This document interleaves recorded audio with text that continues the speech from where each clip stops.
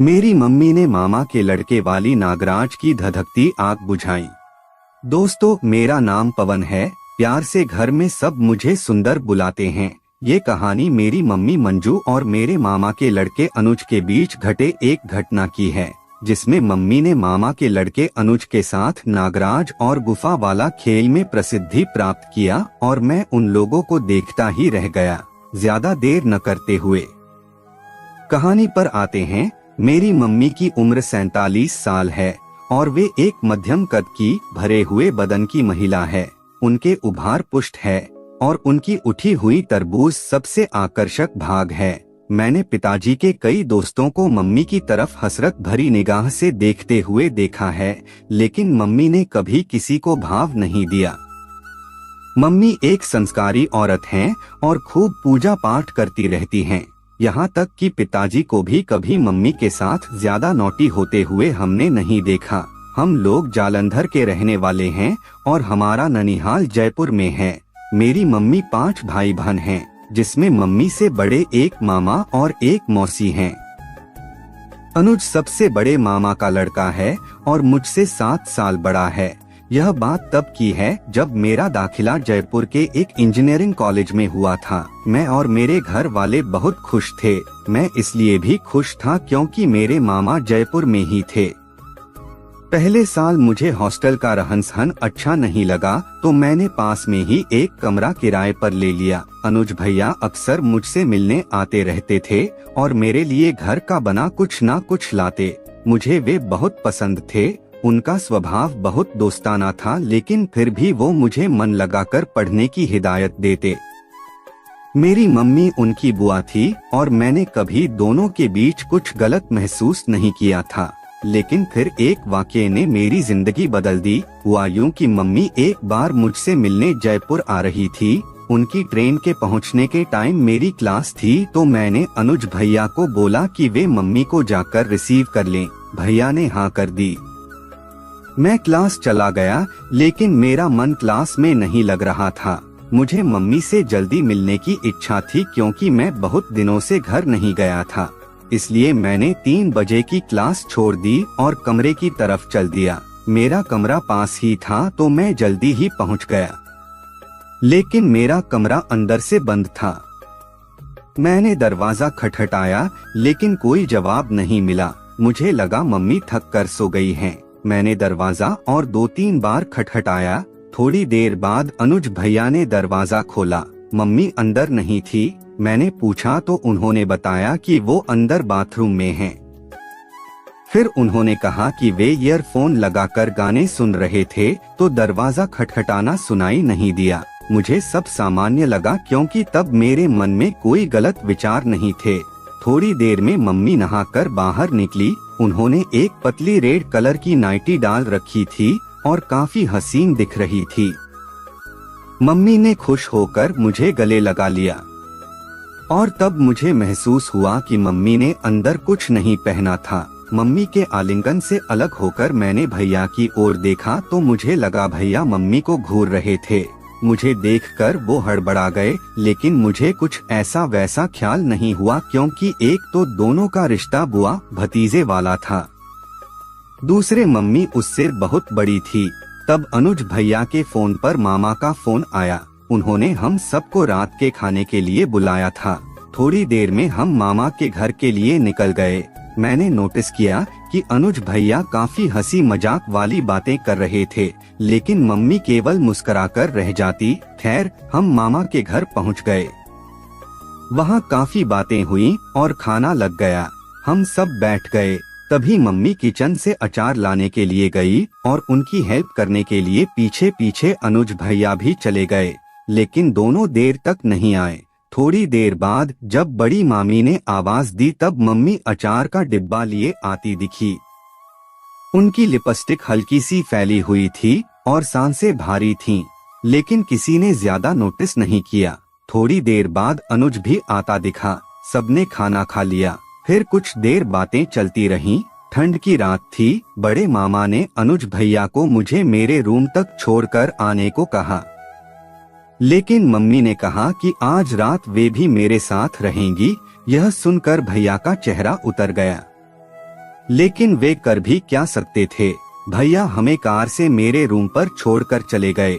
मैं और मम्मी थोड़ी देर तक बात करते रहे, फिर सोने की तैयारी करने लगे। लेकिन तभी दरवाजे पर दस्तक हुई। मैंने दरवाजा खोला तो अनुज भैया खड़े थे। उन्होंने कहा कि बगल के चौराहे पर उनकी गाड़ी खराब हो गई, इसलिए वो वापस आ गए। उन्होंने मामा जी को फोन करके बता भी दिया कि आज रात वो मेरे कमरे पर ही रुकेंगे। मैंने देखा कि मम्मी मुस्कुरा रही थी, लेकिन मुझे कुछ समझ नहीं आ रहा था। खैर, मेरे कमरे में एक ही डबल बेड था जिस पर मैं और मम्मी एक बड़ी रजाई में लेटे हुए थे। भैया ने बोला कि उन्हें फोन पर किसी से बात करनी है तो वे छत पर जा रहे हैं। मैं और मम्मी बातें करते रहे। फिर मुझे नींद आ गई। अनुज भैया अभी आए नहीं थे। अचानक आधी रात को मम्मी का घुटना मुझे लगा और मेरी नींद खुल गई।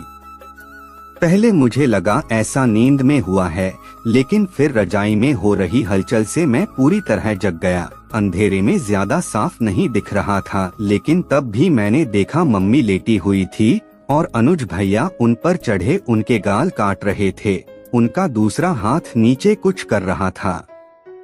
मम्मी कुछ बोल नहीं रही थी, लेकिन अपना मुंह इधर उधर कर रही थी। मान जाओ ना बुआ, कितने दिनों बाद तो मौका मिला है, अनुज ने फुसफुसाते हुए कहा। यह कहते हुए उसने नीचे हाथ की गति तेज कर दी। प्लीज अनुज, अभी नहीं, सुंदर सो रहा है, वो जाग गया तो गड़बड़ हो जाएगी। हर बार तुम ऐसे ही करते हो, मम्मी ने धीरे से कहा। कुछ नहीं होगा बुआ, मेरी जान, बस थोड़ी देर डबल रोटी को देखने दो ना। अनुज की सांसें भारी हो रही थीं। अनुज भैया के पास एक नागराज था जिसको गुफा चाहिए था। उस गुफा के बारे में सिर्फ मम्मी जानती थी, लेकिन मम्मी मेरे सामने गुफा दिखाने को तैयार ही नहीं हो रही थी। मम्मी ने कहा कि अगर वह उसे छोड़ेगा तो वे नीचे चादर बिछाकर सो जाएंगी। अच्छा, नागराज को गुफा में नहीं जाने दोगी तो हाथ से ही टटोल लो नागराज को। तुम इस नागराज की जहर निकाल दो, मैं तुम्हारा, अनुज ने मिन्नत करते हुए कहा। मम्मी ने कुछ कहा तो नहीं, लेकिन उसके मौन ने अनुज को बता दिया कि वे तैयार हैं। मेरे मन में जिज्ञासा हुई कि नीचे पता करूं कि क्या हो रहा है। मैंने धीरे धीरे हाथ नीचे करके छुआ तो देखा मम्मी जिस पर्दा से गुफा को छुपा कर रखी थी वह थोड़ा नीचे आ गया था। शायद अनुज उनकी गुफा देख लिया था। मेरे हाथ टच होने के बाद भी मम्मी को पता नहीं चला कि यह किसका हाथ है। मैंने महसूस किया कि मम्मी की सांसें गहरी होने लगी। अनुज की उंगली गुफा को टटोल कर कमाल दिखा रही थी। तभी मम्मी ने करवट ली और भैया से लिपट गई। दोनों एक दूसरे पर चढ़ गईं और दोनों के गुलाब के पंखुड़ियां एक दूसरे से मिल गए। दोनों किसी प्यासे की तरह एक दूसरे के पंखुड़ियों को निचोड़ रहे थे। आंधी इतनी तेज चल रही थी कि कब उनके बदन से रजाई हट गई उन्हें पता ही नहीं चला। मैंने देखा कि मम्मी के पास जो तरबूज था उसे अनुज का हाथ मसल रहा था। थोड़ी देर तक ये कार्यक्रम चलता रहा। तभी अनुज ने मम्मी को थोड़ा परे हटाया। मम्मी ने सवालिया निगाहों से देखा। उन्हें अभी यह बिल्कुल अच्छा नहीं लगा। अनुज उठकर बैठ गया और मुस्कुराया। अगले ही पल उसने अपनी टी शर्ट उतार दी। मम्मी बस भूखी नजरों से उसे देखती रही। उन्होंने थोड़ा झुककर मम्मी को चूमा। मम्मी ने उसे फिर बाहों में ले लिया। फिर वो लेट गया। भाई ने मम्मी के गुलाब की पंखुड़ियां चूसते चूसते अपना एक हाथ नीचे करके अपना लोअर नीचे खिसका दिया। मम्मी को इसका पता नहीं चला। अब उसने मम्मी का हाथ पकड़ा और नीचे ले जाकर अपने नागराज वाले पर्दे के ऊपर रखवा दिया, जिसके नीचे उसका नागराज तन्नाया हुआ था। मम्मी ने झटके से अपना हाथ हटा लिया। शायद अभी भी वे अपने भतीजे का नागराज छूने में शर्मा रही थी। पकड़ना बुआ यार, कितनी बार तो गुफा के अंदर नागराज जा चुका है, अनुज फुसफुसाया। अब मुझे पता चला कि इनका चक्कर काफी पहले से चल रहा था। मुझे आश्चर्य हो रहा था कि कब उसने मेरी भोली भाली संस्कारी मम्मी को ऐसा बना दिया था कि वो अपने बेटे के पास होने की परवाह किए बिना ही अपने से काफी कम उम्र के लड़के के साथ आधी पर्दे में कबड्डी खेल रही होगी। अब की बार मम्मी ने अपना हाथ खुद से ही नीचे किया और अनुज के नागराज को पर्दे में से ही दबा दिया। अनुज ने गुफा को थोड़ी दूर किया और पर्दा हटा दिया। मम्मी को अचानक एहसास हुआ कि गुफा बिना पर्दा के है। उसे रजाई में छुपाने की कोशिश करने लगी, लेकिन तब तक अनुज ने उसे दबोच लिया और उठने नहीं दिया। और मम्मी साइड में थैली बंद 2 हापुस आम भी रखे थे।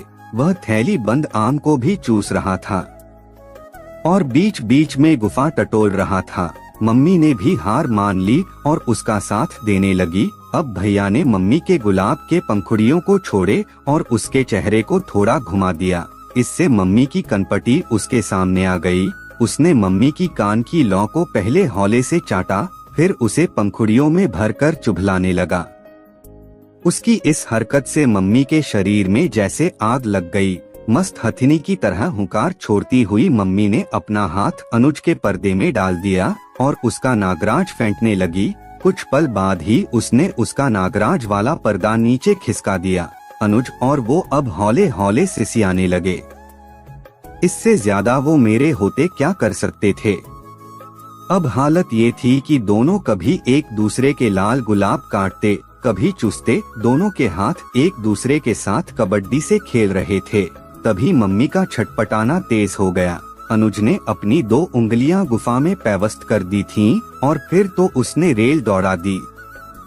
मम्मी भी उसके पास वाले नागराज को जकड़ लिया। जल्दी ही वो वक्त आ गया जब मम्मी की पास वाली डबल रोटी से भलभलाकर रस निकलता। देर तक की रगड़ाई से मम्मी शायद काफी गर्म हो चुकी थी, लेकिन अनुज का अभी हुआ नहीं था। उसने अपनी उंगली मम्मी की डबल रोटी से निकालकर उसके पर्दे में पहुंच दी और बड़ी रसीले निगाह से मम्मी की ओर देखने लगा।